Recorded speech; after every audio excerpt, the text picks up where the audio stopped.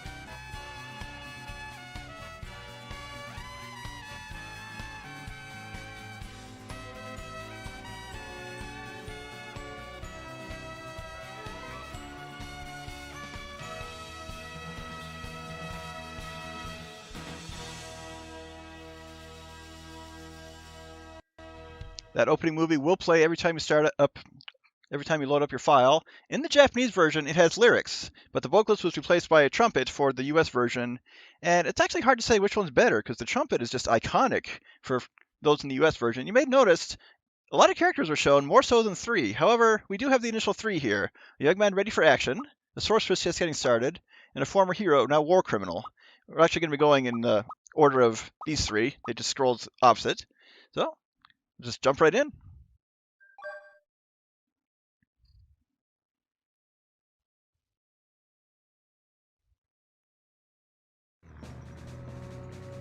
And we are thrown immediately into a cutscene. We do not have access to the world map itself for quite a while.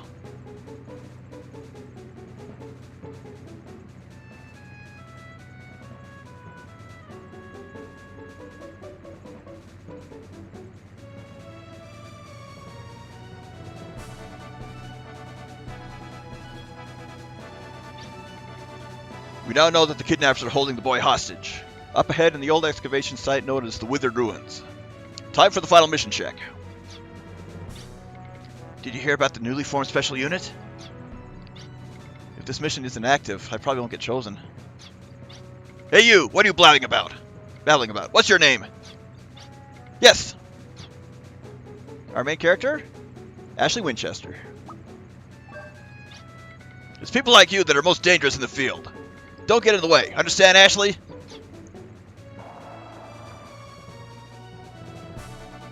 Now, the translation on this is iffy at best at times. You may notice a couple of awkward sentences already. Our third mission is to rush into the ruins where the hostage is held. It's critical to secure the safety of the hostage first.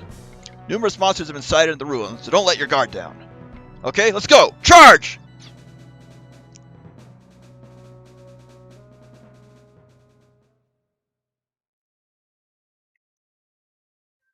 And we enter right away. We are in full control immediately. As you can see, it is a 3D map. Fortunately, a handy compass to guide us on where we're going. Now, pretty much like in the first game, if you hold triangle, you can get help on what does what. Unfortunately, there's no wraparound on the menu. So items, we start out with heal berries. And Gimel coins. 1 continued chance. If you game over in battle, you can use one of these to try again.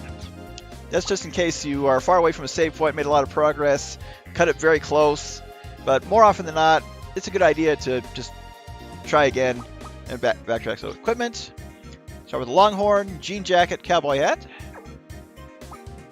And yep, had to back up twice. So auto battle. You can set that for the whole party or individuals. Actually, I think it's just the entire. Oh yeah, I got manual, normal, and balance. So yep, you can set that as you wish. Formation. Yeah, you may notice there's room for more than 3 characters here. There is, spoiler alert, you get a maximum of 6 party members in this game. It really doesn't hide it. So we'll just let's go ahead and let you know now. All right, our status. Page 1 is our parameters. Personal skills are things we can learn in towns at personal skill shops. You get 1 PS point per level, and you have to be very careful because once you spend them, there's no taking them back. Once we get there, I'll showcase on which ones are worth going for and which ones are not. And Ashley comes with his own arm, his bayonet, so bayonet X single. His force ability, like Jack in the first game, he can get an instant first turn using accelerator. We'll learn the others as the game goes on. Custom command. I will have to double check that as we progress throughout the game. System. We can manually adjust the controls, which is basically, I'm going to stick with the default. So cancel, sound, stereo, compass, yes, motion view. This is basically like it was in the first game while in battle. The camera angle can change around. I'm going to leave it on for now. If battles start taking too long just because of the camera angles, I'll probably turn it off. See how it goes. Battle command neutral fixed. This is like your memory reset settings in Final Fantasy. Crystal location. No, wait. Yeah, I got it mixed up. So yeah, this is the memory fixed. This one is when you're in battle. If you basically say like I go to the top menu from the center, it'll stay there on the next turn. Screen location, just centered. Screensaver. No, yes, and yeah, full hour. We don't need that. And I will just showcase this at a time when it'll just pop up, then I'll just turn it off to showcase it. So window design. We can set these, and I think type A works best. Icon design. Same thing, just set the various windows. Kind of like type A. Yeah, actually, none of them are really bad. I'll just stick with the default. Okay, so we're done here. You may notice on the page there, his FP starts at 1. Your FP in battle starts at the character level, and that'll come in handy as we learn various skills, because you need FP to use certain skills. There are some that do consume FP, some that don't. We'll get more to that in battle. Lately, we've been moved around so much. I'm wiped out. The monsters here are multiplying here because these treacherous ruins have been left abandoned. Why does our troops have to be the ones that get shipped out way out here? Hey, Ashley, shouldn't we leave the search of the ruins to the mercs, also known as dream chasers? Let's see. Oh, it's an emergency. We must act. Forget it. Going all out here isn't going to get you promoted or a raise. It's important to carry out your mission. Just don't kill yourself. No free healing. Don't overdo it. Return here before collapsing. My duty is to protect lives. Alright, we currently do not have any tools. If you press start, you can select character and tool. Let's go ahead and start exploring. And start looting. So, Gimel coin. Free continue. Even if you're defeated in battle, hit continue, you'll be fine. You'll return to the condition you were in before the battle, and get to redo it. The continue system is convenient, but its use is limited. Each time you hit continue, 1 Gimel coin is spent. Gimel coins are very valuable, so use them wisely. They should only be used as a last resort. Yep, I basically said the same thing. I'm gonna just carefully explore every nook and cranny. And of course, like in the first game, you can hold cross to dash. And oh, bonk. First bonk. This information just in. The kidnappers are 3 guys who came to the town of Maria as laborers to make money. Well, is that all? Well, we know they're kidnappers and they have 1 boy hostage. Hey, values BTW. Mini carrot. Restore 25 FP in battle. Now, I am recording this for the YouTube version, so if you're watching this on stream, I apologize that I will not be taking a look at the chat very often, just because of conditions on the recording setup. At that side area, we got what we wanted on there. Go ahead and explore this other area. Now, battles in this game are not quite random encounters. No valuable treasures remain here in these ruins. The ruins have been searched already by the expedition team called Merc. That's why this place is called the Withered Ruins. Okay, and I just need to get used to the camera rotation. Because in the PS1 games, you could go in one direction one game, go in a different direction in another. Let me double check something. Okay, never mind. In some games, if you push L1 and R1, it resets to north. Looks like this area's been taken over by monsters. Brace yourself! So as we explore around... That clumsy fool! First guy who ran through the fell into that hole there. Can you check it out? Now before I do that, I want to take a look around and in here first. Aha!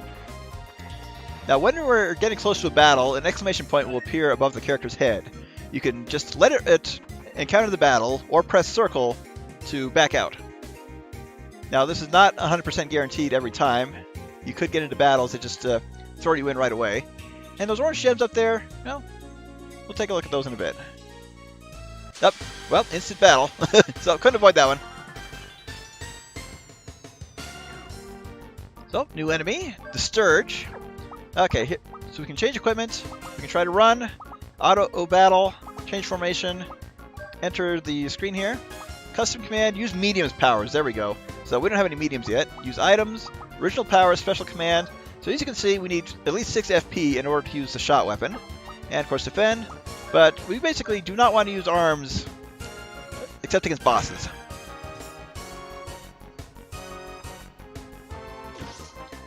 So Ashley just runs up and sticks it to him. However, we can at least use an accelerator. And get the first strike. This should kill it. Now ideally, I want to be at level 3 when I finish each character's prologue. It's not wholly necessary, but it is ideal. And each character has multiple unique victory poses, unlike the first game where Cecilia was the only one who would dance. Alright, where was I going here?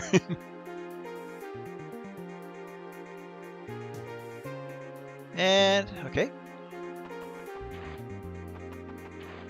Okay, so yeah, I do have to jump down in order to talk to him. I think the biggest downside of this game is actually the load times. It's easy to forget which way you're going, just how long it takes to get from the battle back to the map, but you kind of get used to it. It's also a little dark. I may turn up the brightness on my TV. Well, the capture card looks fine. Anyhow, go ahead and jump down. And talk to this poor schmuck. Hey, wake up! Can you stand up? New recruit, huh? Looks like you messed up. It's because you tried to score big here, so you'd be reassigned to that new unit that's forming. Take it easy. Stay here until the rescue team arrives. We can't do that. Hey, look at that. Whoa!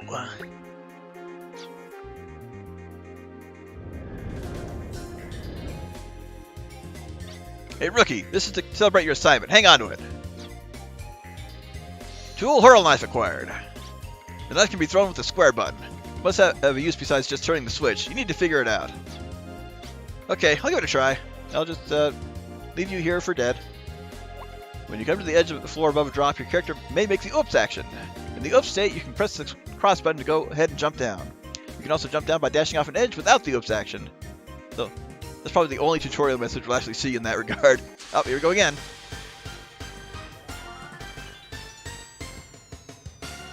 And other new enemies, kobolds.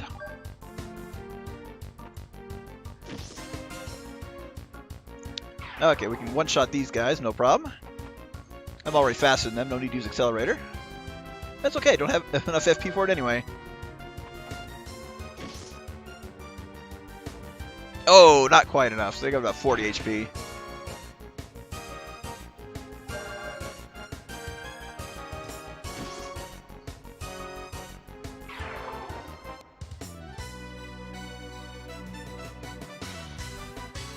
Decent experience. Let me see how much we need for a level up.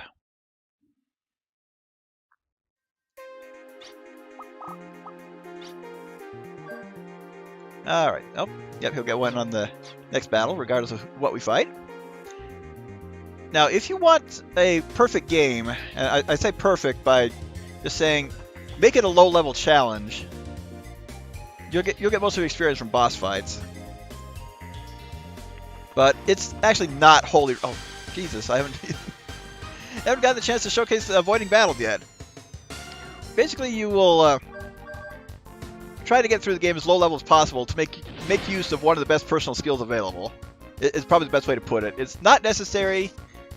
It's handy, but that's about all it is. Go ahead and make sure we get the first strike. I'm actually going to double back and get free healing. Because one of the harder things about this game compared to the first game, healing items are limited in quantity. You cannot buy healing items in most places. Just to showcase how dead Filgaia has become. And it's a mechanic that carried on into the later games, especially 3 and Alter Code F.